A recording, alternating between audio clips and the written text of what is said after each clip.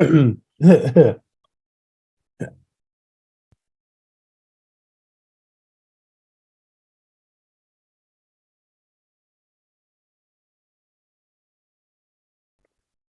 are live.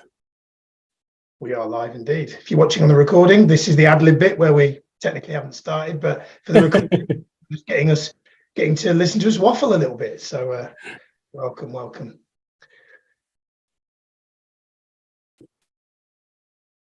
All right, so I'm going to dive in. So good evening, everybody. Those of you watching live and on the recording, welcome to, well, I guess it's an episode of Coaching for Coaches. That is the title of the show, the weekly vlog that I do on a weekly basis. Tonight's show is a little bit different.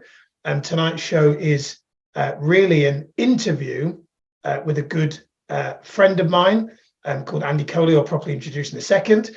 And this is really exciting for me and really exciting for us because, as I mentioned in a video that I did in the Master Coach community, we have very, very excited to announce that we are going to be launching an NLP training very soon, and not just any old NLP training that you might see out there. We have literally, it's like Man United buying Ronaldo, but before he had the strop in his 30s.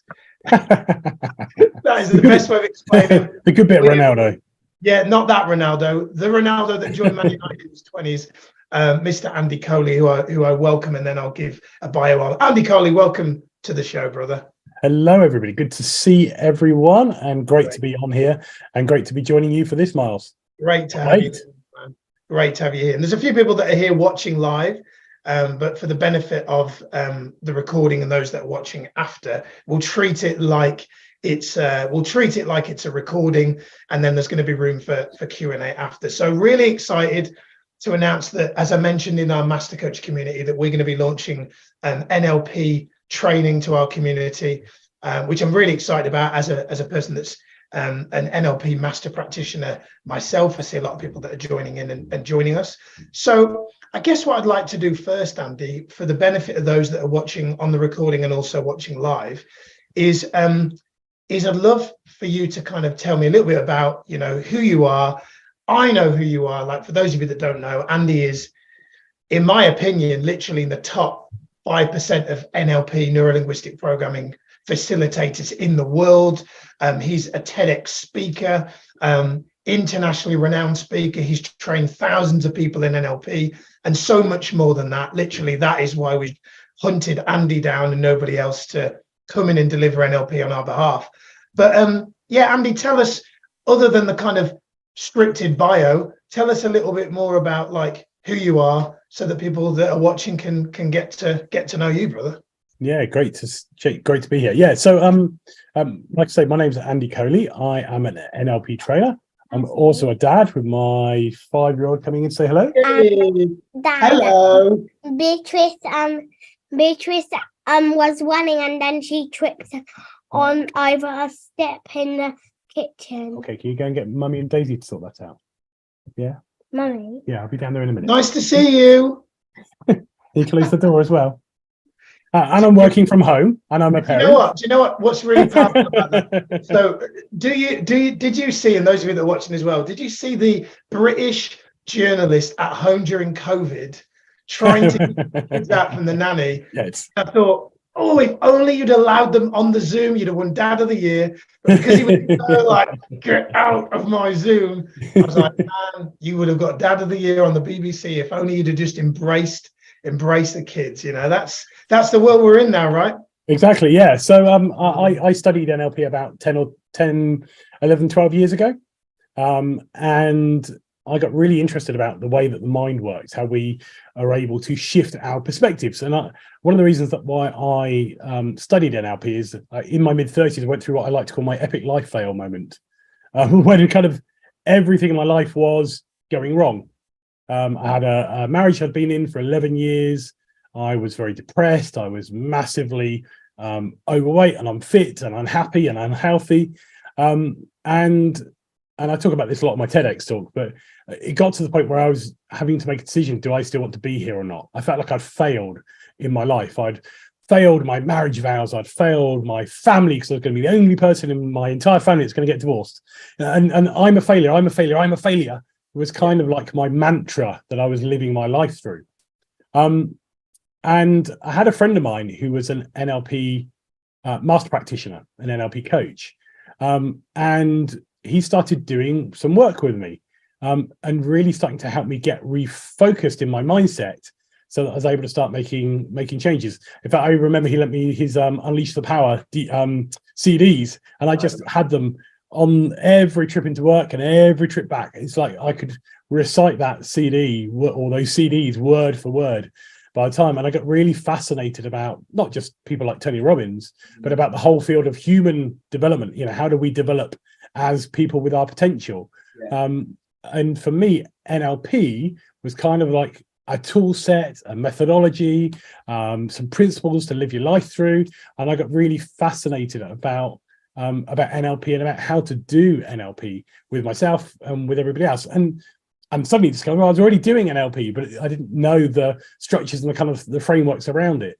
I guess we should probably cover a little bit about what NLP is. I guess people will no, definitely, because I'm sure there's some people that will be watching and listening that know what it is already, and then there'll be some people. In fact, put a 1 in the chat if you're already familiar with NLP. I'd be interested to see, and put a 2 in the chat if you're not aware. It'd be interesting to see that. If you were to, before we get deep into NLP, Andy, if you were to describe NLP like in 3 words, what would you say would be like 3 words that spring to mind for you? Probably at a personal level, it's how I tick. Like, how do I do me? How do I do my version of the world that I'm living through? What makes that up? What's created that? Why am I acting the way I act or reacting the way that I act? And so for me, I guess how I tick is probably a good summary at a personal level. Yeah. What would you say are some like common misconceptions that people have around neurolinguistic programming? Because, you know, like I remember when I became a master practitioner of NLP, one of the things that I was really bad at when I first got into the personal development space was trying to change everybody when, like, in a really unsolicited way, right? So I was like, I've come across this thing that for me was like it was almost like the Neo in the Matrix to me. That's how I kind of felt when I first discovered it. But I remember kind of talking about it with certain people, and there was some real resistance to it. People saw it as like, oh, it's some trickery, and like, you know, some of the I remember people saying to me like, oh, people in a Tony Robbins event, you know, they must be planted there and all this kind of stuff. And remember there was a lot of negative pushback on NLP from people that weren't focused on it, weren't looking at it. And to be honest, most of my people that were being negative about it were probably because I was ramming it down their throats and in an unsolicited way. But what would you say is common misconceptions that people have around it?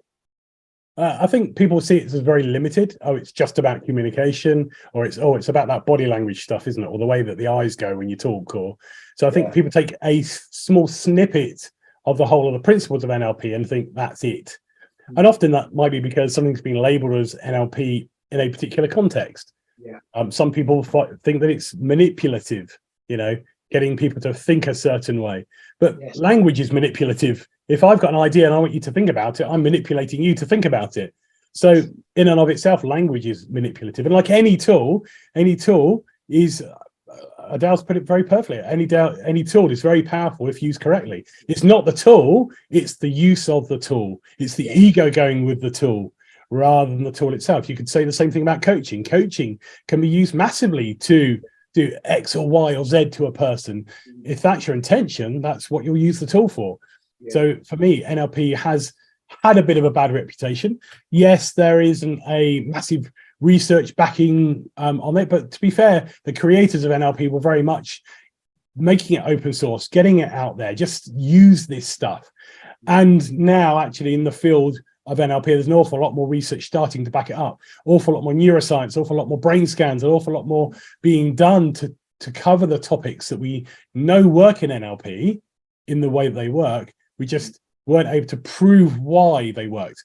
And to be fair, there was no massive organization or university or budget there to basically prove this stuff back in the 70s and the 80s.